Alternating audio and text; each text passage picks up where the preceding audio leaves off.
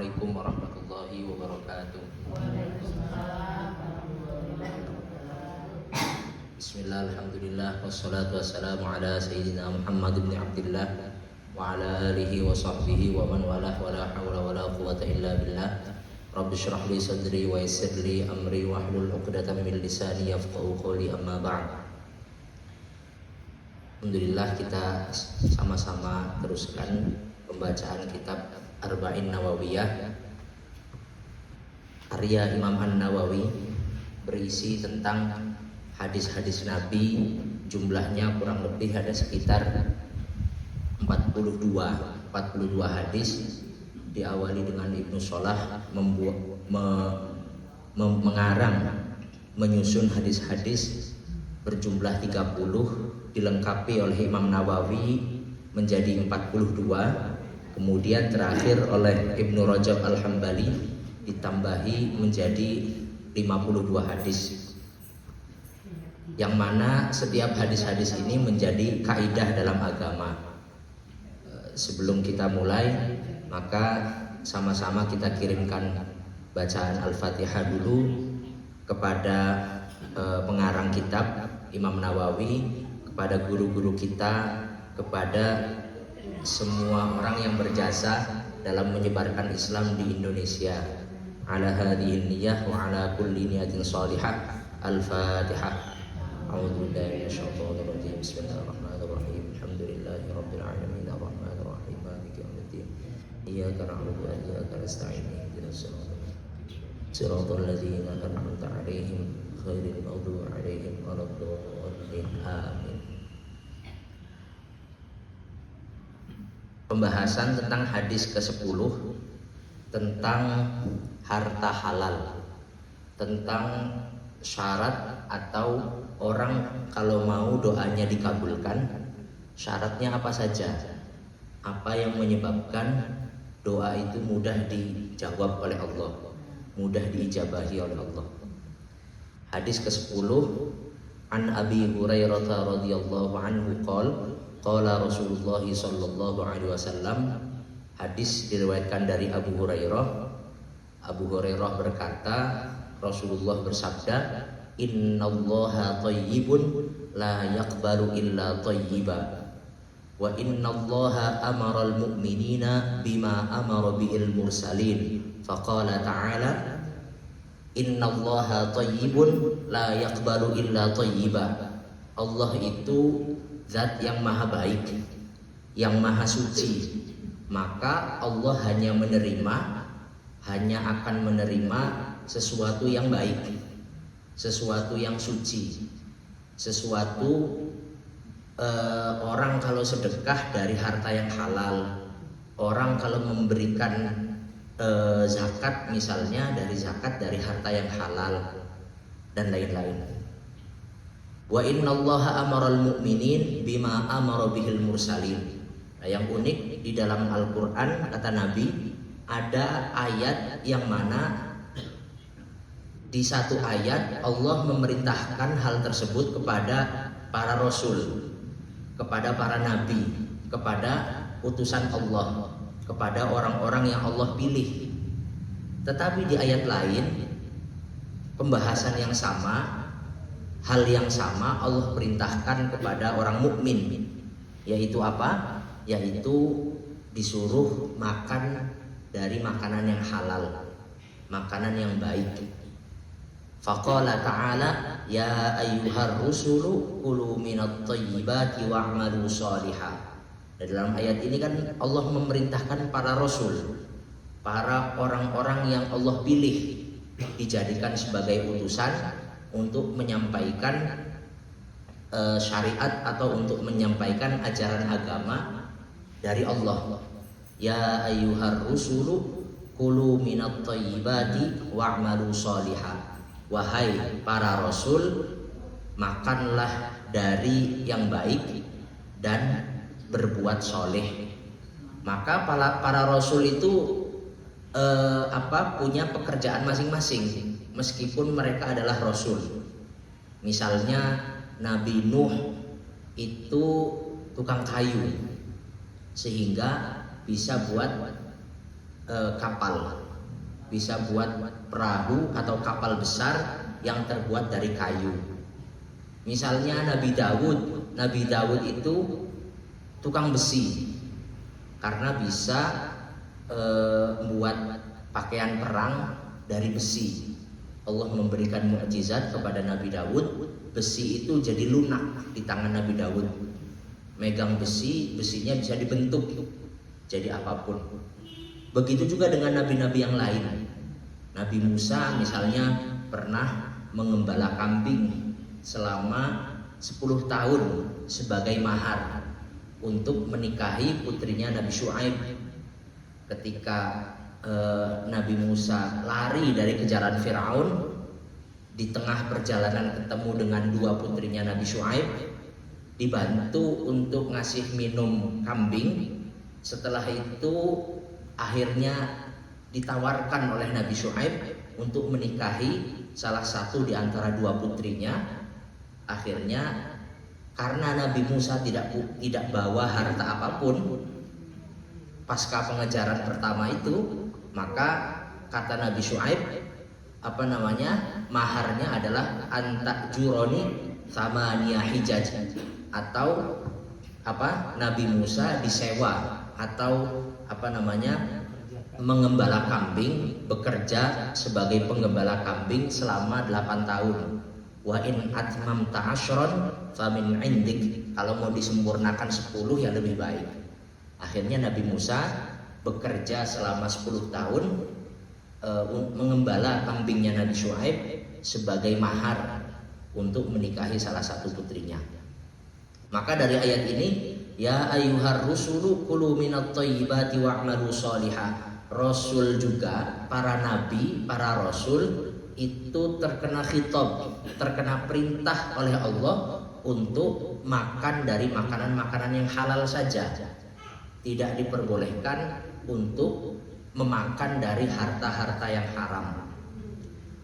Begitu juga dalam ayat lain tadi di surat Al-Mu'minun ayat 51. Dalam ayat lain surat Al-Baqarah ayat 172, Allah berfirman, ya ayyuhalladzina amanu kulu min thayyibati ma razaqnakum. Wahai orang-orang yang beriman, makanlah dari harta-harta yang baik yang kami rezekikan kepada kalian, yang Allah berikan kepada kalian.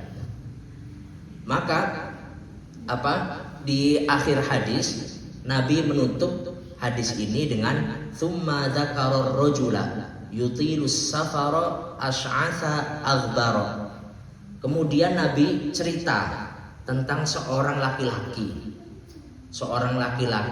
yang melakukan perjalanan jauh, perjalanan panjang.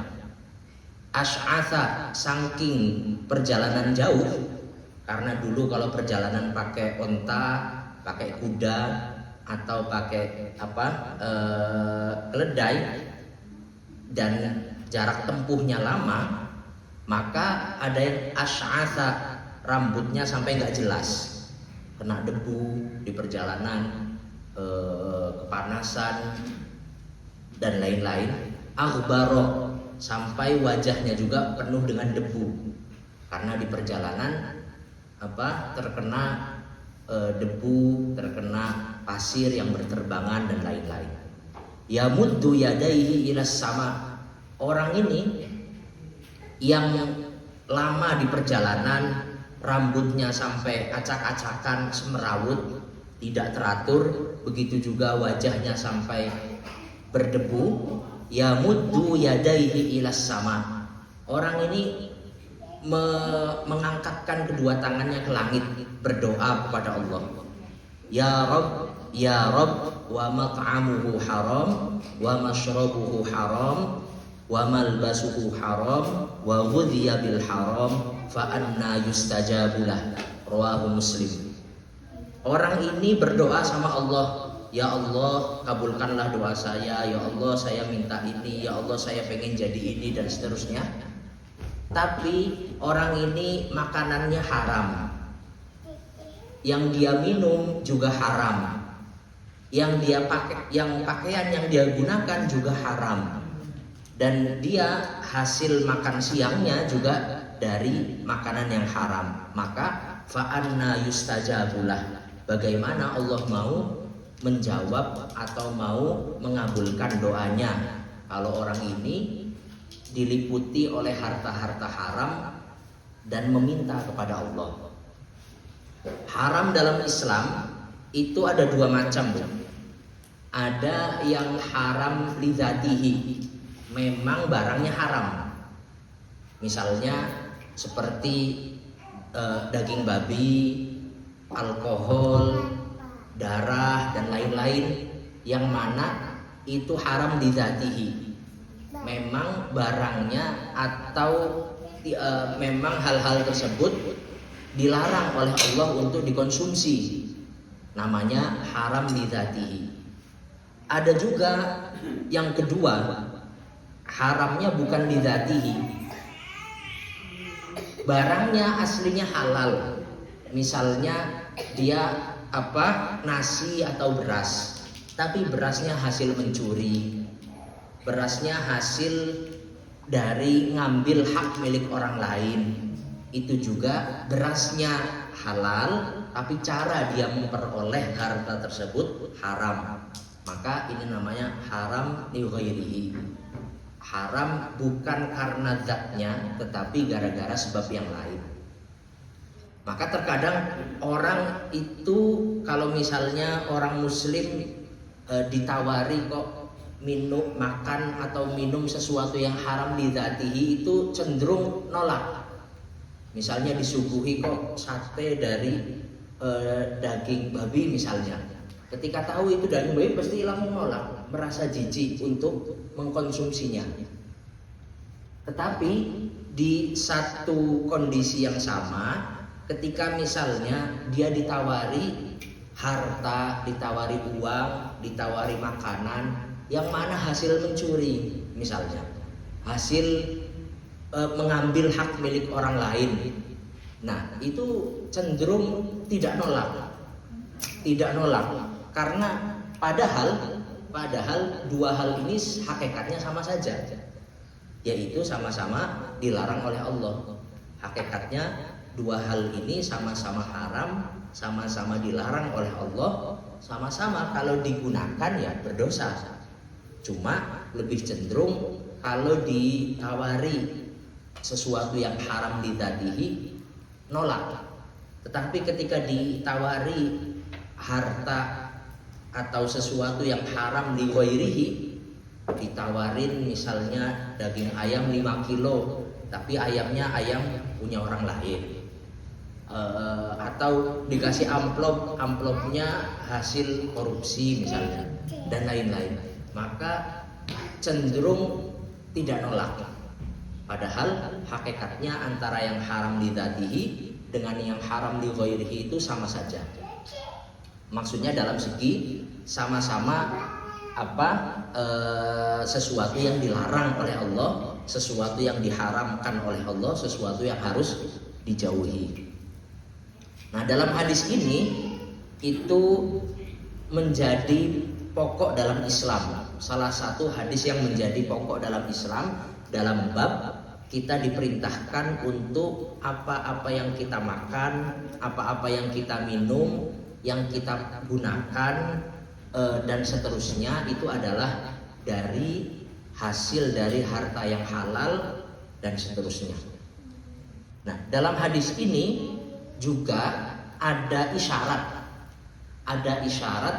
tentang beberapa kriteria seseorang itu supaya doanya mudah untuk dijawab oleh Allah, mudah untuk diijabah, doanya manjur.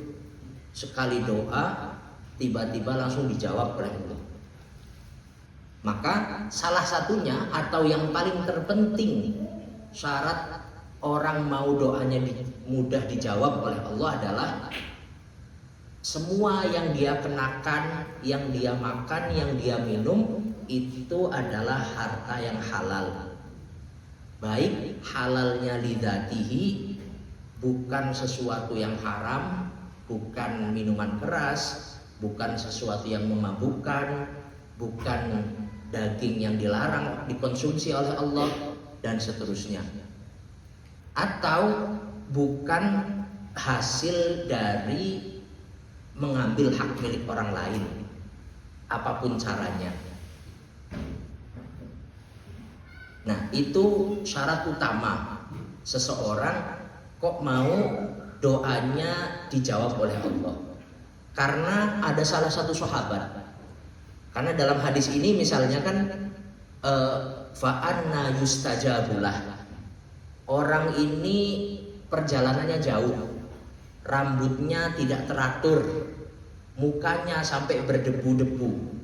Kemudian di perjalanan dalam kondisi yang kondisi kepepet, dia berdoa sama Allah, ya Allah, misalnya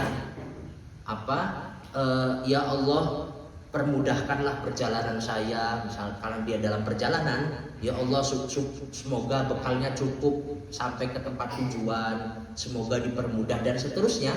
Tapi wa mat'amuhu haram, makan yang dia makan itu haram, yang dia minum juga haram, yang dia gunakan juga haram, yang dia konsumsi juga haram. Di akhir hadis dikatakan fa'anna yustajabulah. Bagaimana Allah mau menjawab doanya kalau orang ini diliputi dengan keharaman? Maka mafhum mukhalafahnya, kalau kita diambil kesimpulan terbalik, maka salah satu faktor orang doanya mudah dijawab oleh Allah, mudah dikabulkan oleh Allah adalah ketika semua yang dia makan, minum, gunakan dan seterusnya itu halal. Kemudian di dalam ayat di atas juga memberikan isyarat, memberikan indikasi bahwasanya kulu minat thayyibati wa'malu sholihah. Makanlah dari harta-harta yang haram dan beramal soleh, melakukanlah amal soleh.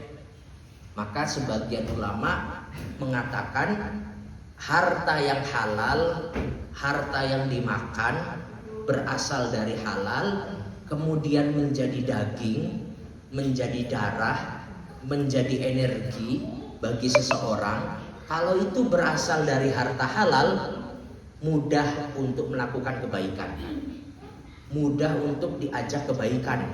Makanya dalam ayat ini perintah awalnya bukan untuk berbuat baik dulu, bukan, tapi kulu minat thayyibat, makanlah harta-harta yang halal, wa'malu sholihah, setelahnya akan mudah dalam berbuat soleh, dalam berbuat baik.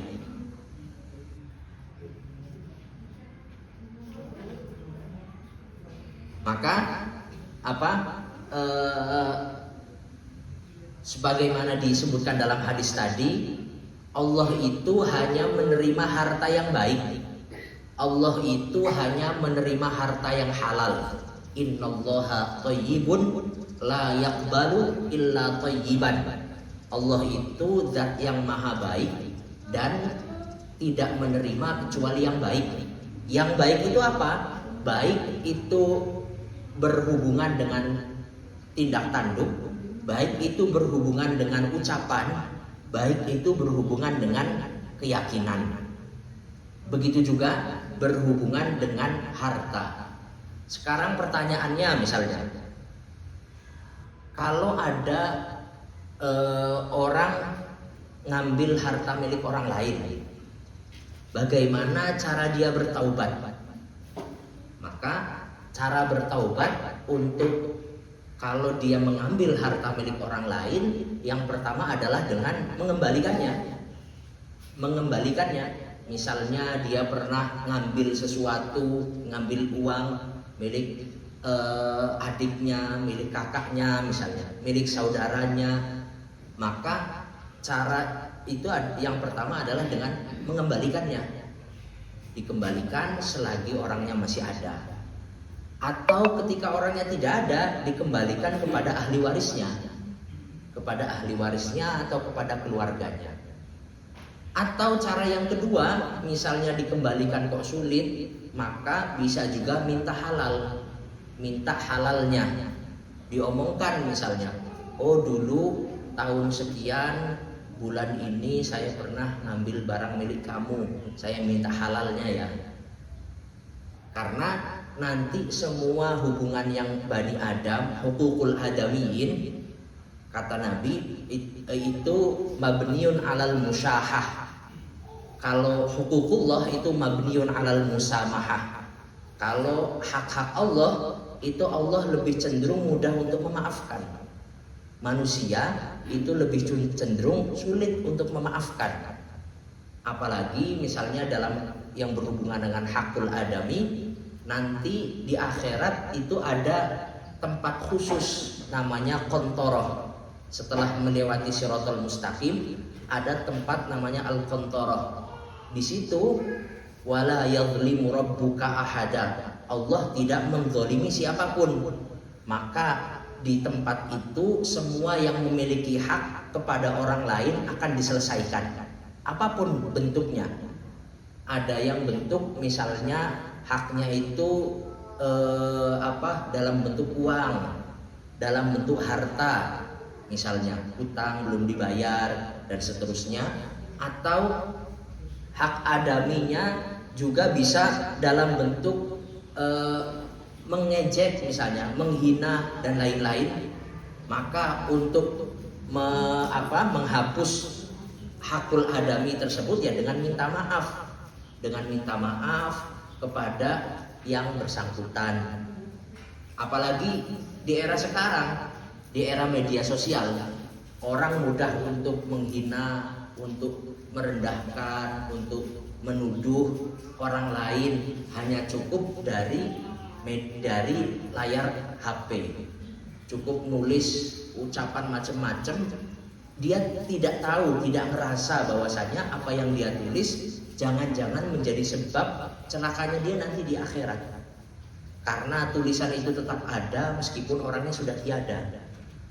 Tuduhan-tuduhan yang dilakukan oleh seseorang ke orang lain dan seterusnya, itu sangat mudah untuk menuduh, untuk menghujat dan lain-lain. Padahal itu semua nanti akan diselesaikan dalam kontoroh. Dan di akhirat mata uangnya itu adalah dengan kebaikan dan keburukan. Karena di akhirat tidak lagi pakai mata uang rupiah, pakai dolar, tidak pakai mata uang yang lain. Mata uangnya adalah kebaikan dan keburukan. Kalau kita pun pernah menyakiti orang lain belum dimaafkan, maka kebaikan kita dikasihkan, dikurangi, dikasihin kepada orang yang kita sakitin. Kalau misalnya sampai habis, kalau misalnya ternyata habis kebaikannya, sedangkan dosa nyakiti orang lainnya belum selesai, maka nanti dosa milik orang lain itu kita tampung, kita yang nanggung. Orang yang buat dosa, tapi kita yang nanggung bebannya.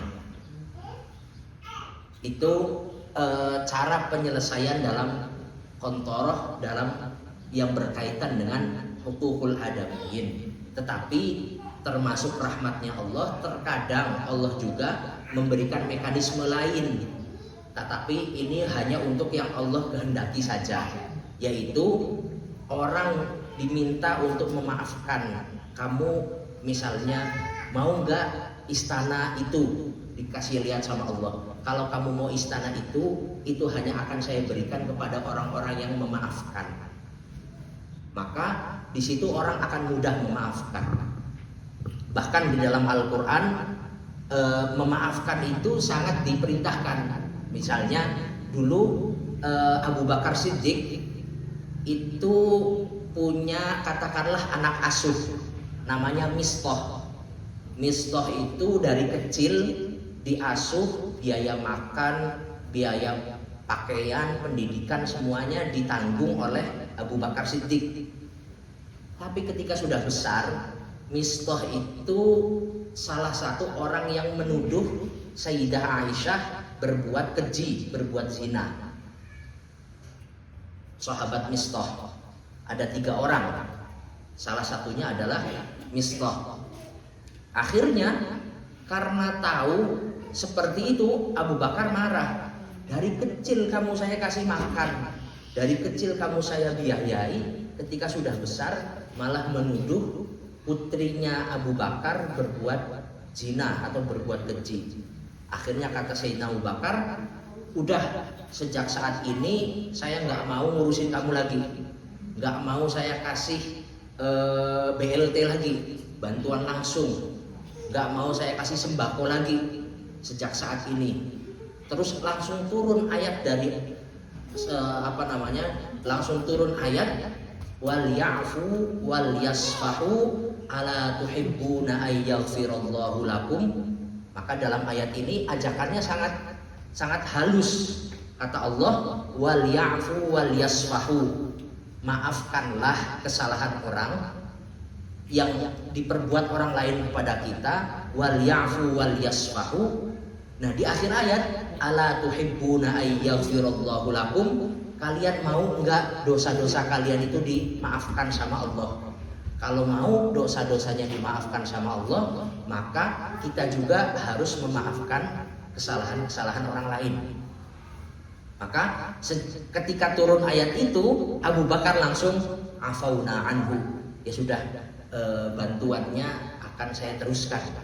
Karena dalam ayat ini Allah memerintahkan untuk memaafkan kesalahan si Mistah, meskipun kesalahannya itu kesalahan besar. Orang yang biasa diperbuat kita baiki, tapi ketika sudah besar malah menuduh kita atau menuduh anak kita berbuat keji. Itu kan menyakitkan, tidak tahu balas budi. Tetapi Al-Quran tetap mengajak wal ya'fu wal yasfahu ala tuhibbuna ay yaghfirallahu lakum.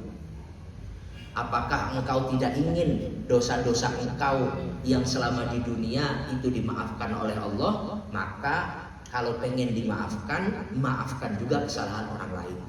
Ini salah satu mekanisme atau cara supaya kita diampuni sama Allah. Kita juga memiliki sifat memaafkan kesalahan orang lain. Begitu juga kalau ada orang tadi mekanismenya adalah dengan mengembalikan harta milik orang lain, atau kepada orangnya, atau kepada ahli waris, atau kepada keluarga. Kalau cara yang kedua adalah minta halal.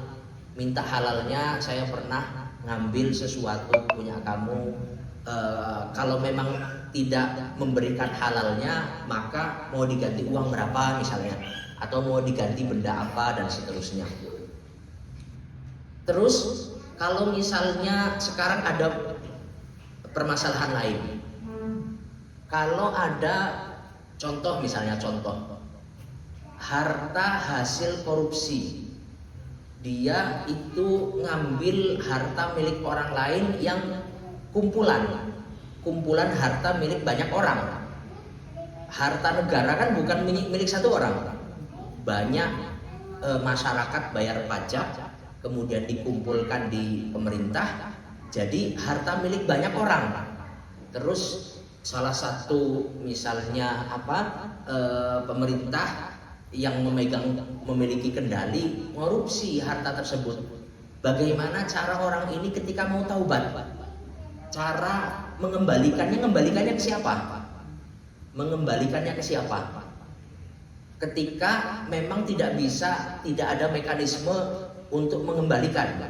Kalau misalnya korupsi kan sebenarnya bisa saja dikembalikan ke negara lagi, supaya bisa digunakan. Tapi misalnya ada orang ngambil harta milik, misalnya ada uang arisan dari banyak orang, terus diambil sama satu orang. Terus yang punya arisan ini kan tersebar kemana-mana, dia nggak bisa mengembalikan satu persatu. Maka mekanisme dia supaya terlepas dari harta haram ini bagaimana? Sedangkan dalam hadis ini mengatakan innallaha thayyibun la yaqbalu illa thayyiban. Allah itu zat yang maha baik, maka tidak menerima kecuali yang baik. Maka harta haram tidak mungkin untuk sedekah karena tidak diterima. Maka ulama berbeda pendapat. Tetapi yang paling kuat adalah menjadikan harta ini untuk kepentingan orang banyak. Misalnya untuk buat jembatan, untuk buat jalan, dengan niatan bahwasanya pahalanya diberikan kepada pemilik harta. Pahalanya diberikan kepada orang yang memiliki harta ini. Tapi kalau suatu saat misalnya orangnya nagih, orangnya meminta untuk dikembalikan, tetap wajib dikembalikan. Misalnya ada 5 orang, masing-masing uangnya 200.000 diambil, jadi kekumpul 1 juta. Uang 1 juta ini sama dia sudah disumbangkan untuk buat jembatan, kepentingan umum, kepentingan orang banyak. Diniatkan pahalanya untuk 5 orang ini yang hartanya dia ambil. Kok tiba-tiba salah satu di antara 5 ini pulang kampung misalnya.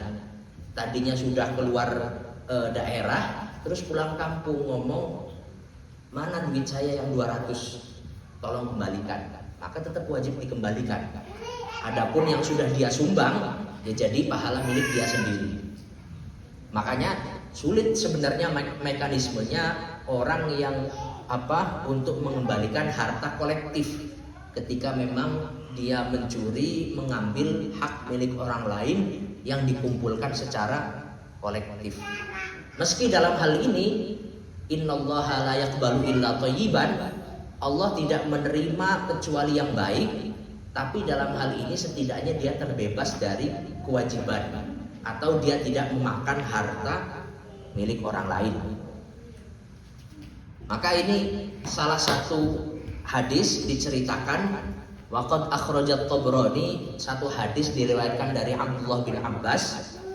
Ketika ayat ini dibaca, ya ayyuhan nasu kulu minat thayyibati, atau ya ayyuhan nasu kulu mimma fil ardi halalan thayyibah. Sahabat Sa'ad bin Abi Waqqas nanya sama Rasulullah, ya Rasulullah, saya itu pengen orang jadi doanya manjur, setiap doa langsung dijawab sama Allah. Ubullaha an yaj'alani mustajabat da'wah. Sa'ad bin Abi Waqqas salah satu mubasysyirina bil jannah, orang yang diberi kabar baik akan masuk surga ketika masih hidup oleh Rasulullah. Minta sama Nabi supaya doanya mustajab.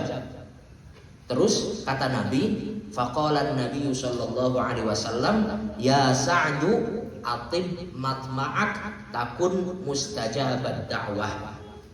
Perbaikilah makanan kamu, makanlah dari harta yang halal, maka kamu akan menjadi orang yang mustajabat da'wah atau mujabat da'wah, orang yang doanya manjur, orang yang doanya didengar oleh Allah.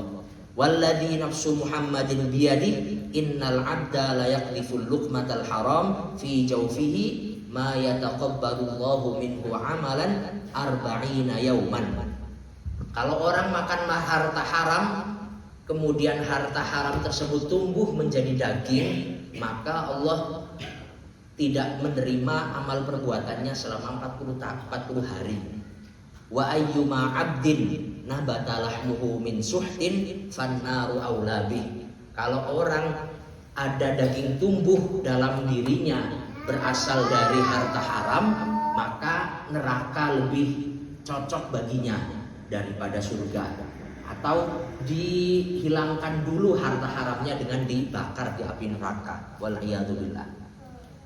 Maka dalam hadis ini menunjukkan ada beberapa kriteria orang untuk menjadi doanya mudah dijawab oleh Allah.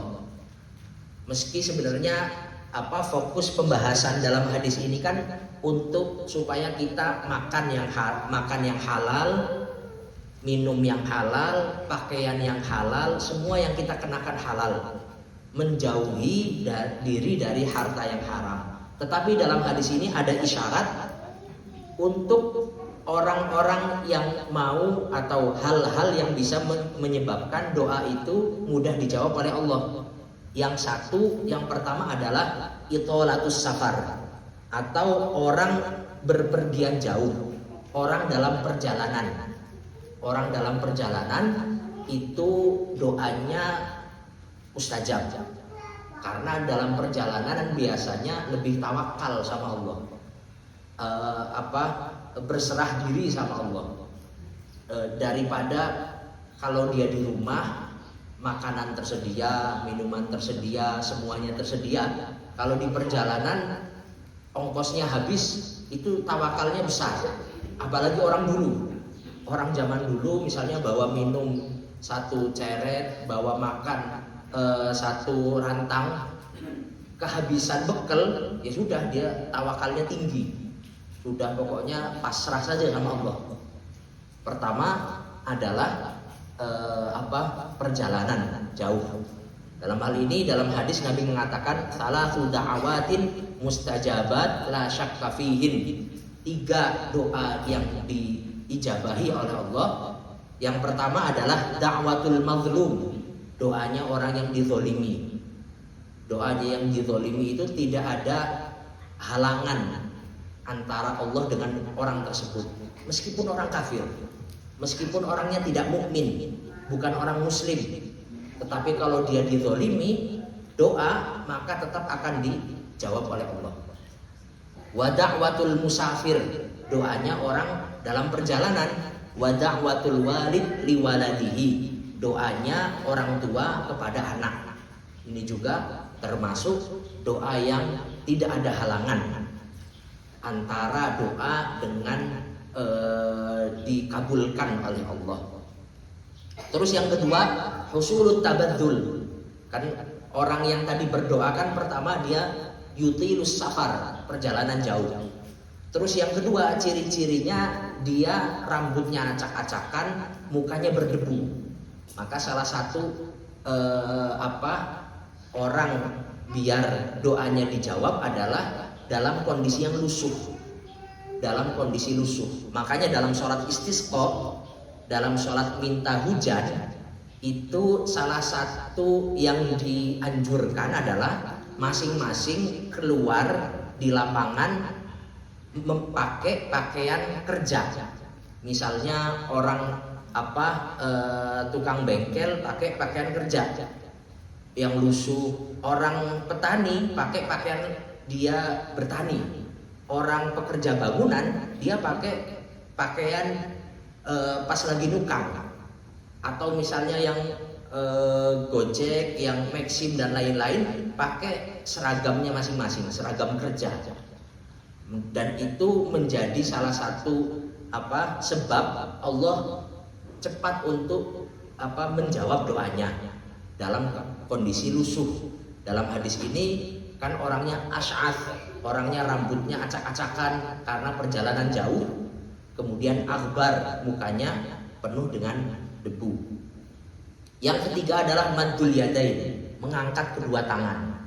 Mengangkat kedua tangan karena di dalam hadis diterangkan innallaha hayyun karim. Allah itu zat yang malu dan dermawan.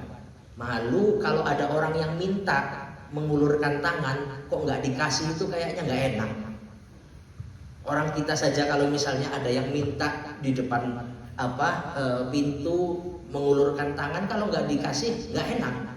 Apalagi Allah yang maha mulia, yang maha dermawan. Yastahi idza rafa'a ar-rajulu ilaihi yadayhi an yaruddahu sifran khaibatain. Kalau orang mengangkat kedua tangannya meminta kepada Allah, Allah malu untuk menolak orang tersebut kembali dengan tangan kosong. Allah malu, maka pasti Allah jawab doa tersebut. Terus yang ketiga juga adalah al-ilhah. Al-ilhah itu berdoa terus menerus tanpa putus asa. Tidak dijawab tetap doa lagi, belum dijawab berdoa lagi, terus seperti itu. Yang mana dalam hadis ini orang tadi ketika dalam perjalanan kan yang menyebutkan nama Allahnya sampai 2 kali. Ya Rob, ya Rob, itu namanya ilhah. Tidak minta hanya sekali, tapi berkali-kali. Sama dianalogikan kalau misalnya kita ada orang dermawan, pintunya diketok, diminta misalnya harta yang dia miliki semampunya misalnya, itu kita malu untuk menolak orang tersebut. Di rumah ada beras sekilo, ya kita bagi 1 on untuk orang itu misalnya. Apalagi Allah ketika kita minta terus-menerus kepadanya. Begitu juga salah satu yang paling utama menjadi sebab doa itu mustajab adalah harta yang halal, yang dimakan, yang diminum, yang dikenakan, dan seterusnya. Maka mafhum mukhalafahnya, harta haram itu menjadi sebab tertutupnya pintu langit untuk kita berdoa. Dan doa, kata Nabi, itu dikatakan sebagai mukhul ibadah. Ad-du'a'u mukhul ibadah. Doa itu adalah otaknya ibadah. Karena dalam doa berarti seseorang itu merasa dia tidak mampu, merasa dia lemah, merasa dia mengenali dirinya sendiri sebagai hamba Allah. Hamba itu kan gak bisa apa-apa. Hamba itu hakikatnya gak bisa apa-apa. Dia diberikan kemampuan oleh Allah untuk melakukan A, B, C, dan D. Tetapi ketika kemampuan itu diangkat, ya sudah gak bisa apa-apa. Maka ketika dia berdoa, itu seakan-akan mengakui diri sendiri itu lemah. Ya Allah, saya itu lemah, saya itu tidak bisa apa-apa. Engkau yang maha mulia, Engkau yang maha berkuasa, dan seterusnya. Maka dalam hadis ini juga diakhiri dengan perintah untuk mencari harta yang halal. Karena kulu minat thayyibati wa'malu sholihah. Meskipun dalam ayat ini yang disebutkan adalah makan saja, tetapi bukan berarti harta halal itu terus kalau nggak dimakan jadi nggak apa-apa, enggak. Dalam Al-Quran ada namanya istilah ghalabah atau yang biasa digunakan. Maka harta itu kan biasa digunakan untuk porsi makan. Adapun porsi untuk pakaian, porsi untuk rumah misalnya, itu tidak terus-menerus, hanya sekali 2 kali saja. Adapun porsi yang banyak digunakan, harta itu adalah untuk kebutuhan atau konsumsi sehari-hari. Yaqbalullahu minal mu'minin al-infaq minat thayyib wa yumannihi wa yubariku lahum fihi.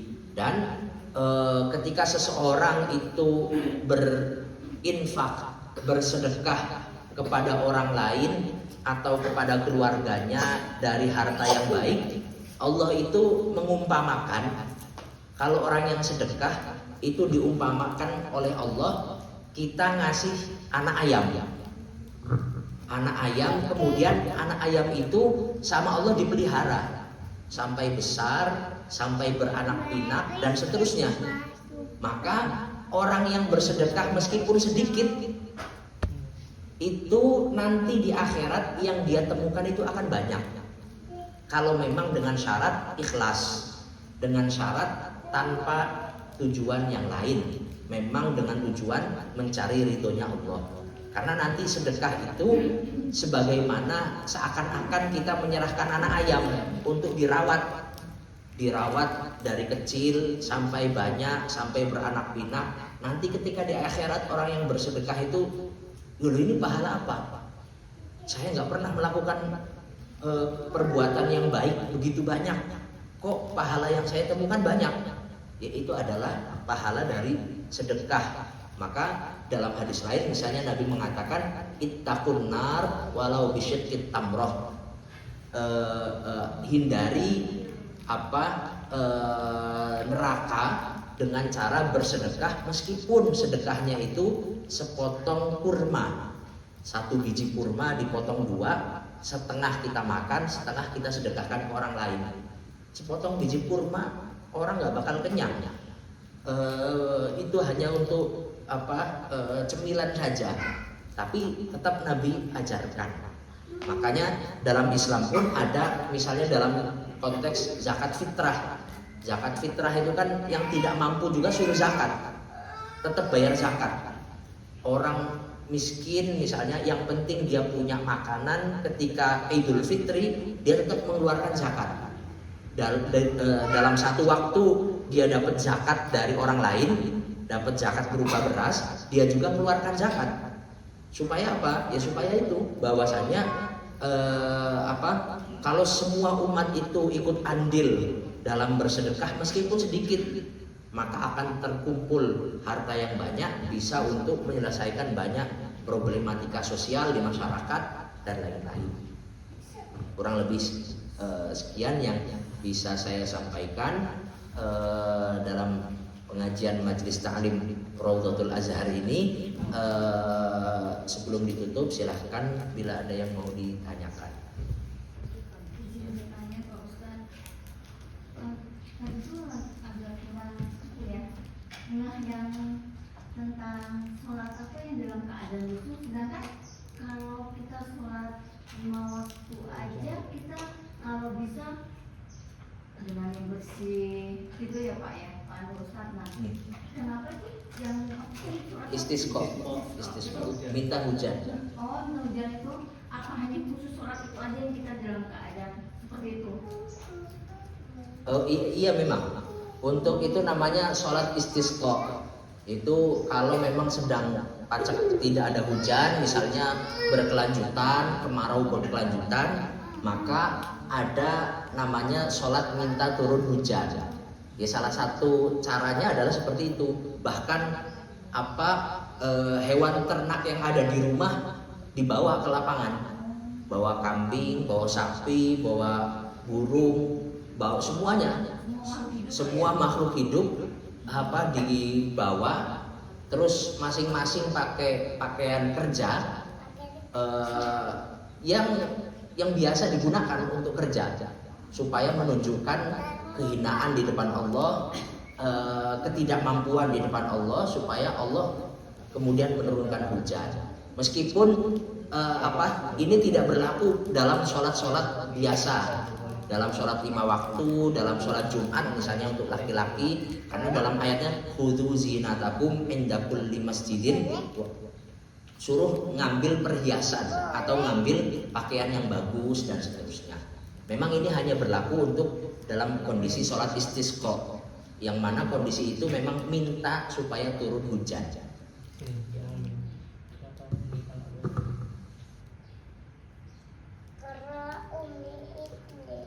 Ya, mari kita sama-sama tutup pengajian ini dengan baca sholawat badar. Salatullah salamullah ala Toha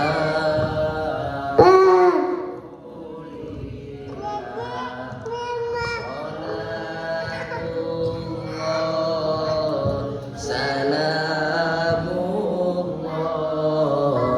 ala Yasin Habibillah tawassalna